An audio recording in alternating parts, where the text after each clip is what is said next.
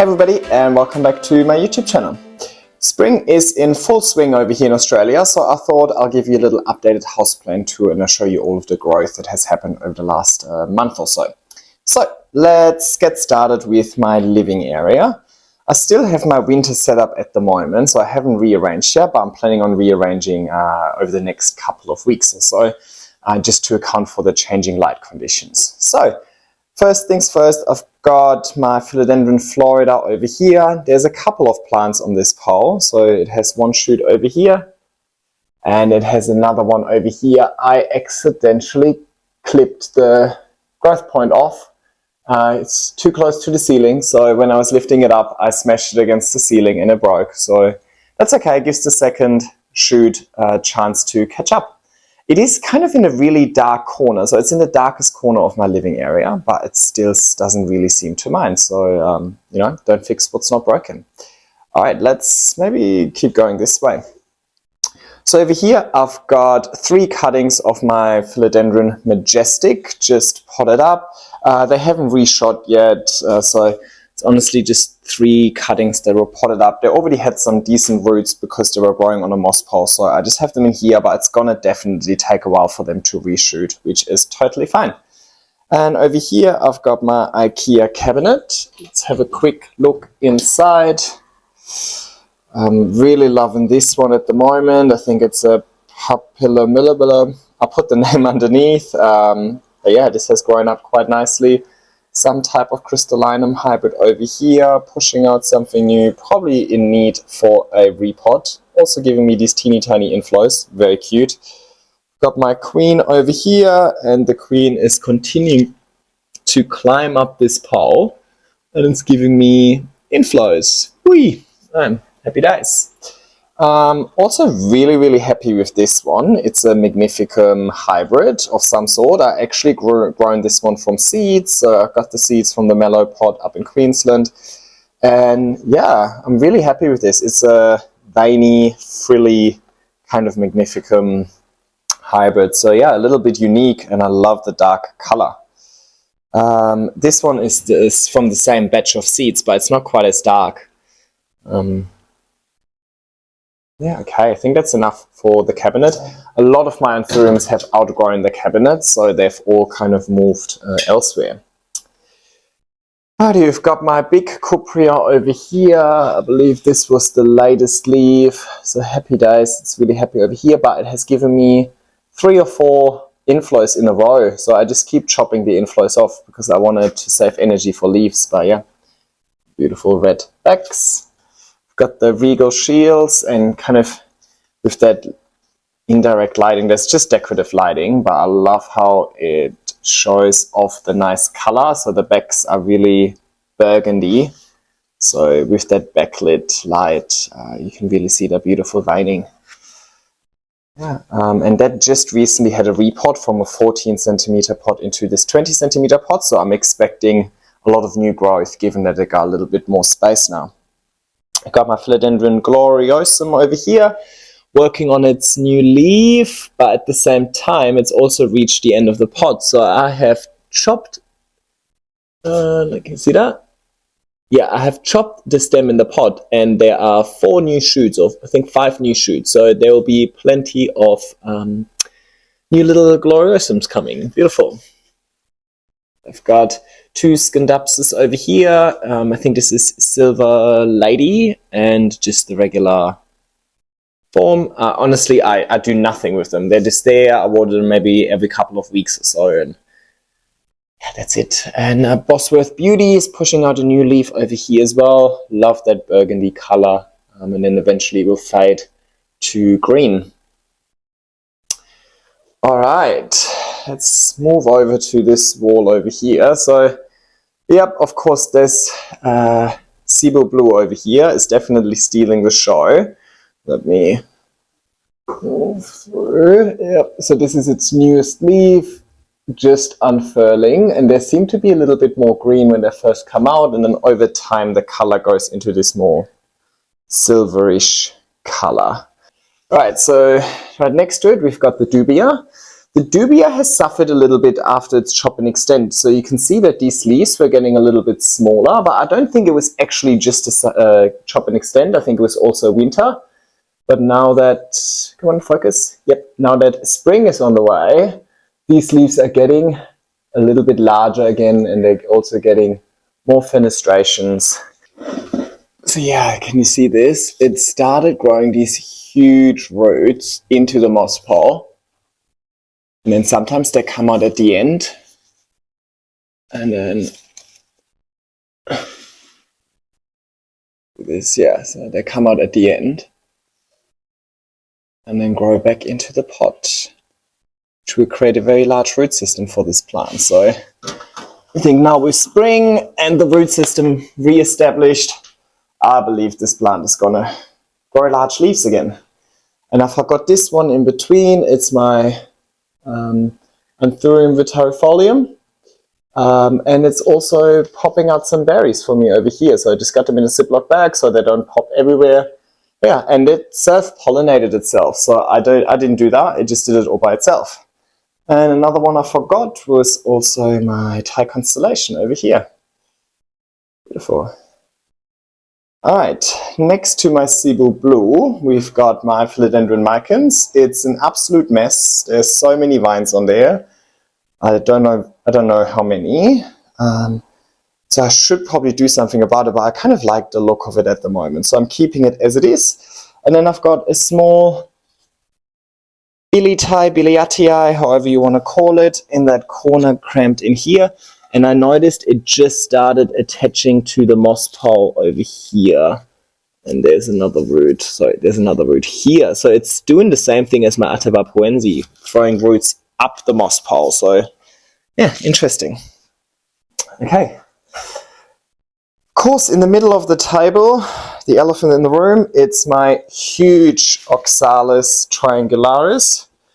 And yeah, it's lush all around. So I do rotate this plant, not really consciously, but just every now and then. Whenever I move it, I kind of just rotate it around. I shake it around a little bit as well, just so it spreads nice and evenly. And yeah, I love it as a little centerpiece in the middle of the table, but it does need a lot of watering, right? So I water this probably every second day, or every 2 or 3 days, depends on how hot and sunny it is. Alright, I've got a few plants over here, and let me turn them around. They're obviously facing the window. This is my Syngonium variegata. It used to be here. But the light was coming from one side. That's why all of these leaves are kind of pointing one way now. So I moved it over here, and you can see there's lots of smaller cuttings at the bottom popping out. So it can kind of even out a little bit. Also have a full jar of propagations of more Syngoniums over here. So I'm just propagating them, and then I think I'll pop them on a pot on my balcony later. And I've got Philodendron martianum over here, also pushing out a new leaf. I think highly underrated. I think it's so unique with these really thick petioles, also called fat boy sometimes. Right, over here I've got a Syngonium. I call it Dioscorea. I don't know if that's pronounced correctly. It's still an absolute baby, but it will grow really, really nice as it matures. So I'm really excited for that one to mature. And next to it, I have a, oops, let me just turn it around. And next to it, I have a Philodendron burle marx variegata. I just put it in this spot, and it's a lot of light. So I think it started burning a little bit, but I'm hoping that it just gets used to the new amount of light, and eventually it will kind of like be okay. I also just potted in a lot of new cuttings. So yeah, we'll see how we go. Yeah, this spot gets a lot of light in the morning. So this is a northeast facing window. Hi neighbors, this is a northeast facing window. And so it gets all of the morning sun, and then as the sun eventually rises up, it gets like the sun isn't moving that far into the room, but this bit right next to the window pretty much gets sun for the first, I don't know, 8 hours or so of the day. And the sun can get really strong now that we're heading into summer. So I reckon in summer I need to actually move them away. It's going to be too strong for it. Right next to it, I've got my Epipremnum pinnadum variegata. It had a little bit of issues over winter, but I recorded a separate video on this. It is happy again, and it's growing. Go, and there's also a second shoot over here. So I'm not complaining. Happy days. Right, over here I've got my Monstera siltepecana. And it is throwing out these cute little leaves with a lot of fenestrations. So I kind of love that look, and I love how compact it grows, so it's not taking up too much space. Space is precious. I've got a baby sodiroi over here pushing out a new leaf, and I've got a Oxalis over here. Honestly, I've had this for like I think 2 years. I've never repotted it. It's just there. Yeah. Okay. Alright, next to my coffee machine I have a couple of Alocasia. So this is a black velvet Alocasia. Quite nice here. And I've got the Alocasia Jacqueline. Jacqueline, I'll put this scientific name up on screen where you can see it has these little hairs. And it has also really nice backs of the leaf, but it's an absolute spider mite magnet, and it grows super slowly. So I've had that for a few months now. It's only given me one leaf so far, but it has rooted quite nicely. Alright, here is the rest of my Alocasias. It's like a mixed pot of Alocasias. Really loving this silver dragon, or platinum dragon at the moment. It's my favorite, and it's pushing out a couple of new leaves. I've got a green dragon, I've got a silver dragon, I've got a mellow or Milo. I mean, look at this texture. That's sexy. Yep, Alocasias, they're all just here. I mean, you know, some of them aren't too happy quite clearly, but overall it's giving me life. Hey, looks good. I like this little display over here. So let's move back into the living area.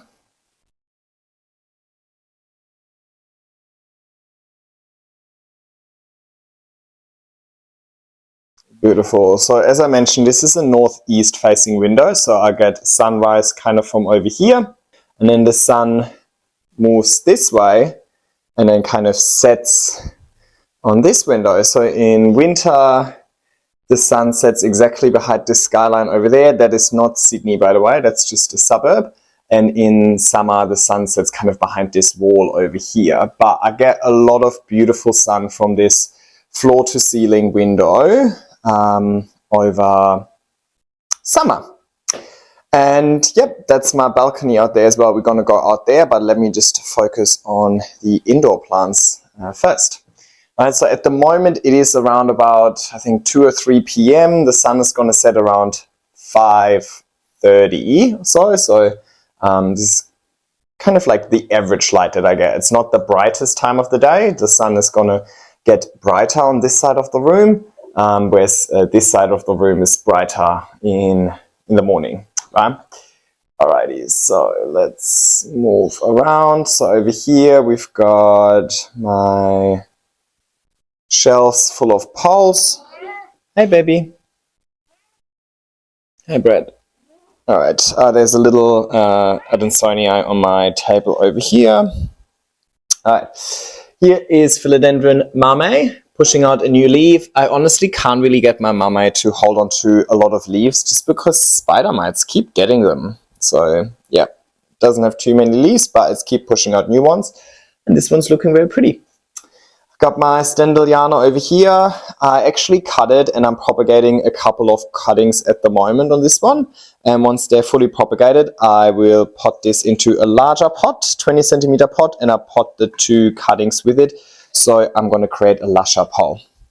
This is another Cebu blue, just slightly smaller than the other one. So given I'm running out of space, I will probably have to gift this to a friend, because yeah, I can't really have too many duplicates at the moment. I'm running out of space. Here we've got my silver cloud. So silver cloud is a mamei hybrid, and I'm actually trialing to grow this one on the moss pole and see if it's going to take to the moss pole. But at this stage, they're still all too small for me to actually kind of convert, or like move them towards the moss pole or manipulate them towards the moss pole. Over here we've got my Philodendron majestic. It just recently had a cut. It still has this beautiful shiny leaves. But I kind of cut it back because I wanted to go back to juvenile. I like the juvenile leaves better. But yep, it has these beautiful red backs based on the verrucosum parentage as well. Yes, Brad, what do you want? You want attention? You're the star of the show, don't worry. Alright, this is my Anthurium, something with D. I'll put it down in on the video. Has also this really nice sheen on the leaves. Yeah, and I've recently moved this one out of the cabinet. It's kind of a bit shaded by the Monstera over here at the moment, but it doesn't seem to mind that at all.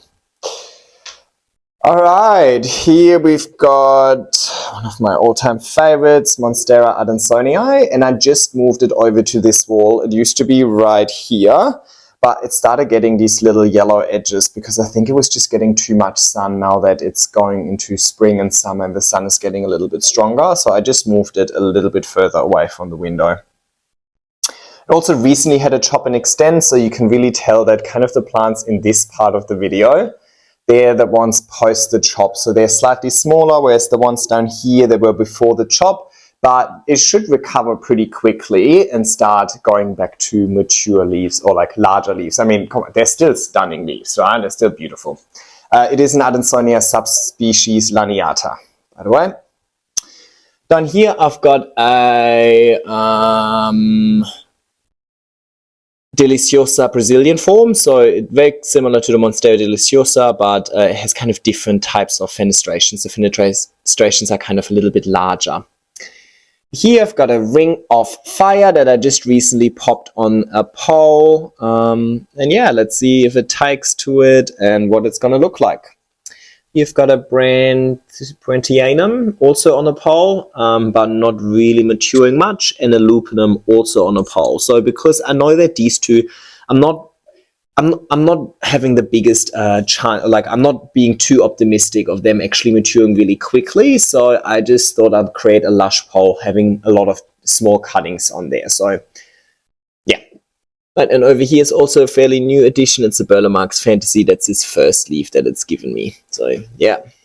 And in the corner over here, I've got a scromiferum. It's the only plant left on a wooden pole. It has kind of attached to it, that's why I'm not removing it. Otherwise, I would definitely give it a moss pole instead. But because it's already too late, I'll keep running with it. But yeah, kind of like this.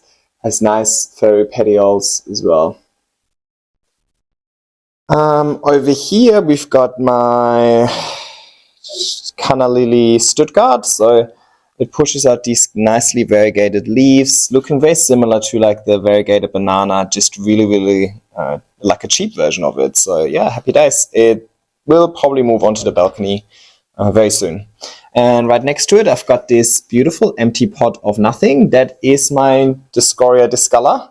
And I just put it back here because it's time for it to come back to life. Right? It went dormant maybe in April or so. And now that spring is happening, it should also come back to life. All right, let me... Brettles, you want to be part of the tour? I get asked a lot what I do to keep rid of my plants. Honestly, he only touches my plants if he wants to get my attention because he knows it's a safe way to get my attention. But apart from that, he has no interest in like playing with my plants or eating my plants and so on. I know that most of these plants are toxic to animals. So I had bread first and then the plants came, and I really started with just 1 or 2 plants and I really just observed his behavior.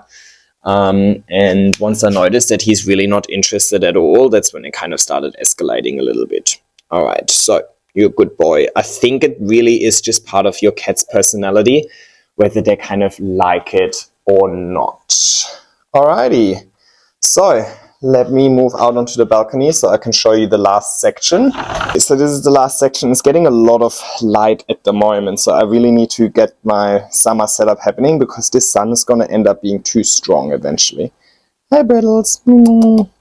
Alright, so on the left we've got a Monstera deliciosa variegata, and it used to be over here, so it kind of like started pointing towards the left, and now I put it here and I kind of rotated a little bit so it can hopefully even out a little bit. So you can see how the stem has kind of moved to the left of this moss pole. I wanted to move back so it's a little bit more balanced. But yeah, this is what it looks like at the moment. It's still in a small 14 centimeter pot, so it's definitely due for a repot and then also an extension. Brettles, what are you doing? What are you doing? Alright, Brettles wants to show you this Monstera dubia. So I have a juvenile Monstera dubia here as well. It's the same plant as the larger one with all the fenestrations you saw earlier. I just give this less light so it stays juvenile. Right, then we've got my big Atabapuense over here that I recently cut. I can't even get the whole thing in frame. Yep. So it just recently went through the cut and re-extension. So let's have a look at how this is growing. I've got a paraiso verde over here, but this, and I just got a cutting from a friend. So I just got it exactly like that. I got that like a week ago, so it hasn't grown at all since I've got it. It has reverted. So paraiso verde only shows variegation once it gets sufficient light and temperature. And because it was winter over here, it reverted back to all green. But now that spring is coming, the new leaves that it's giving me should all show nice variegation. And I've got a baby VGI over here, but I absolutely struggle with the VGI, so I'm ignoring it. Alright, over here we've got a Monstera subpinnata. So I think that was my very first YouTube video. So let me just quickly show you. So when I took my first YouTube video, I just potted this one up on a moss pole, and you can see that it has now rooted into the moss pole, attached itself quite nicely, and it started climbing that moss pole, and it started giving me larger leaves. So, happy days. I'm very excited about this. It's very much giving me palm tree vibes, not so much Monstera vibes. So yeah, kind of a little special. This is my El Salvador, Canna El Salvador, and it has consistently giving me some nice fenestrations now. So it used to give me very large leaves, but no fenestrations, like these sort of, you know, really large, but no fenestrations, like this one over here, which was weird. But since I've given it more light, it seems to be giving me smaller leaves, but with fenestrations. I'm not quite sure how I feel about that just yet, but, you know, can't complain. And this is my subpinnata. No, sorry, this is my pinnatipartita. You can see it had a lot of spider mite damage. I don't know, like honestly, the 2 weeks while I was away on holidays, they just found this plant and absolutely disturbed, like absolutely went ham on it. But it's still continuing to mature. It has really small internodal spacing. So I'm still hopeful that it will grow into something, or like into the thing that I wanted to grow into. And yeah, this newest leaf, while being super damaged, I love how many fenestrations it has and splits. Okay, so this was this last section over here. So we've got this pan through the whole room so you know what's happening. And let's have a quick look at the balcony, because I moved a lot of plants out into the balcony because it's spring now. So I've got a totem over here. It's probably going to get burned, too much sun. I put the name on screen. I also put this out here and cut it right back. It had way too many spider mites. This is a little finger lime tree. I don't even remember what this was, but I suppose we'll find out if it ever comes back. Monstera over here. I have my trio star over here. This actually was over here all winter long, and it's fine. My Cleopatra Canna lily. I also cut that back all the way because it had a lot of spider mites. But yeah, I'm loving how many new shoots it's giving me. I think there's like 5 or 6 shoots, and some of them are really giving me these beautiful half leaves that I was after. Some are fully red, some are fully green, but you know, it is what it is. Got a beautiful jade tree over here. It's really, really sun stressed. You can see how nice and red it is, but I kind of sun stress it on purpose because I like it that way. Right, there's some Syngonium. So those are these Syngoniums that I took all the cuttings off. There's another one down here, and I just didn't have enough room for them inside, but I didn't want to throw them out, so I'm just giving them a life outside. This one is my Philodendron narrow. And it's, yeah, now it just needs to live outside. It was taking up too much space inside. And down here, I've just got a few Morantis that I cut all the way back and I'll put out here and hope it's gonna recover. Yeah, honestly, I just couldn't be asked to treat them for spider mites. I just cut it all and see how we go. Got a Dioscorea, Raphidophora Dioscorea over here as well. My Alocasia green velvet I put out here as well. So you can tell all of these plants that I'm kind of just a little bit annoyed with, the ones that aren't really doing what I want them to do, those all go on the balcony, and it's going to be a case of survival of the fittest for them. I also have this little bottle brush tree, and really the purpose of this bottle brush tree is that it can cope with all of this sun and harsh wind that I get, because you can see it's very unprotected over here, right? So if there's wind, I'm going to cop it over here. So this tree is supposed to hopefully fill in a little bit and create a little bit of shade and wind cover for these plants over here, so they're not going to get absolutely blown away, but we will find out. Alrighty, so that was the living area. So the living area is obviously for me to live in, but also I have a lot of plants in here. I usually have all my windows open, especially if it's a nice day like today, so I can't really control the humidity in here. It's pretty much impossible for me to do that. So the humidity in here is pretty much whatever the humidity is outside. So yeah, I have plants in here, or like I mainly have like Monsteras, pothos in here. The plants that I know will be able to cope with the lower humidity, and I don't have to worry about them. But as my plants start maturing and getting larger, I started moving more and more plants out here into this living area because they're just outgrowing my bedroom. And yeah, so far it's all okay. I suppose now that I have so many plants in here, they naturally bump up the humidity anyway.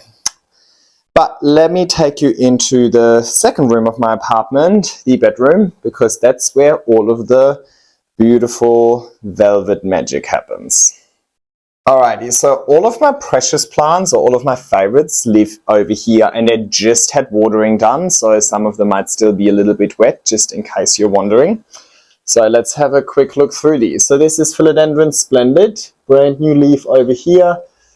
Beautiful, nice red backs, and it's almost reached the top of its pole again. It was only chopped in April, so it only took less than 6 months for it to reach the top of its pole again, and those were 6 months of winter. It's pretty crazy. Down below, we've got Philodendron sodiroi, also giving me a brand new leaf over here. Loving the look of this, and I absolutely love the backs of these as well, with the nice red veining. Alright. Right next to it, we've got my all-time favorite giving me a brand new leaf, and I mean, just look at this veining. Look at the velvetness of this leaf. Look at the red backs. Look at the furry petioles. I mean, can you see that? Look at the furry petioles. Yeah, there you go. I mean, what's not to love about this plant? Maybe the fact that it needs really high humidity, the leaves are paper thin and go yellow really quickly, and it attracts spider mites like crazy. But apart from all of these negative things, there's a lot to love about this plant. My newest crystallinum X leaf over here, and it's also got an inflow happening. I can't remember if I even tried to pollinate this or not. I suppose we'll find out. Got my Mandula pothos over here, continuously increasing in leaf size, despite the fact that it's pretty much 90% white, so I'm surprised, but not complaining.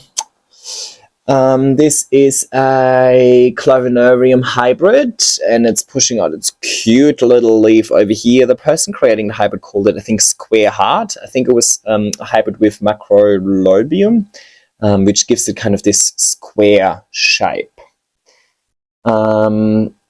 This is another inflow that's currently going through male stage, and this is an inflow on my Magnificum X Forgetii over here, which is also pushing out a new leaf. So yay, happy days.